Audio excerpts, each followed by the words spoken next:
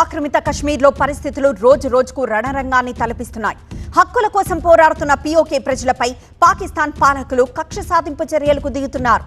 అక్కడ వెల్లువెత్తుతున్న ప్రజా నిరసనలను ఉక్కుపాతంతో అణిచివేసేందుకు పాక్ ప్రభుత్వం అత్యంత కుటిల ప్రయత్నాలు చేస్తోంది. పీఓకే ప్రజలు ఆకలి దప్పులతో అలమటించేలా నిత్యావసరాల సరఫరాను పాక్ పాలకులు అడ్డుకుంటున్నారు.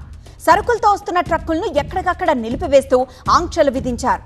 ఈ దారుణమైన ఆంక్షల ద్వారా ప్రజలను లొంగదీసుకోవచ్చని, నిరసనలను అణిచివేయచ్చని పాక్ ప్రభుత్వం కుయుక్తులు పన్నుతోంది. పాకిస్తాన్ ఎన్ని కుట్రలు చేసినా, ఎంతటి అణచివేతకు పాల్పడినా తాము తలవంచే ప్రసక్తే లేదని Jammu Kashmir joint Awami action committee తేల్చి చెప్పింది. తమ హక్కుల కోసం గళమెత్తడం ఎంతమాత్రం తప్పు కాదని స్పష్టం చేసింది.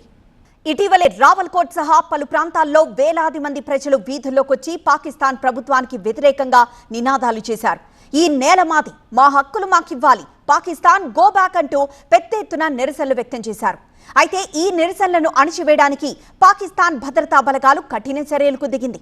సొంత ప్రజల్ని ఇంగితం కూడా లేకుండా విచక్షణారహితంగా కాల్పులకు తెగబడింది. మరోవైపు పీఓకే వ్యాప్తంగా భారీగా భద్రతా బలగాలను మోహరించి అక్కడి ప్రజలను భయభ్రాంతులకు గురి చేస్తోంది.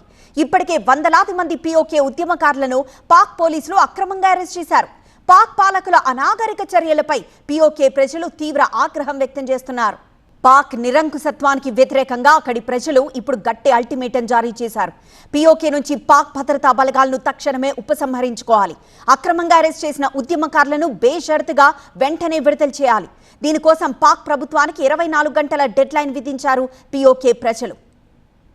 అలాగే నిత్యావసరాల ట్రక్కులపై విధించిన ఆంక్షలను వెంటనే ఎత్తివేయాలని, లేదంటే ఉద్యమాన్ని ఉధృతం చేస్తామని పాక్ పాలకులకు అక్కడి ప్రజలు హెచ్చరికలు జారీ చేశారు. పాకిస్తాన్ సైన్యం పీఓకేలో రక్త వసంతమాడుతోందని, ఇకపై పాకిస్తాన్ మా మాతృభూమి కాదు, భారత్లోనే చేరడం ఎంతో మేలు అంటున్నారు. పాక్ ప్రభుత్వం మొండి వైఖరి వీడి దిగి రాకపోతే పీఓకేలోని ఎప్పుడైనా హింస చెలరేగే ప్రమాదం ఉంది. మరి డెడ్ లైన్ ముగిసేలోపు పాక్ సర్కార్ చర్చలకు వస్తుందా, లేక మరింత రక్తపాతానికి తెరలేపుతుందా అన్న తీవ్ర ఉత్కంఠ, భయాందోళనలు స్థానిక ప్రజల్లో నెలకొన్నాయి.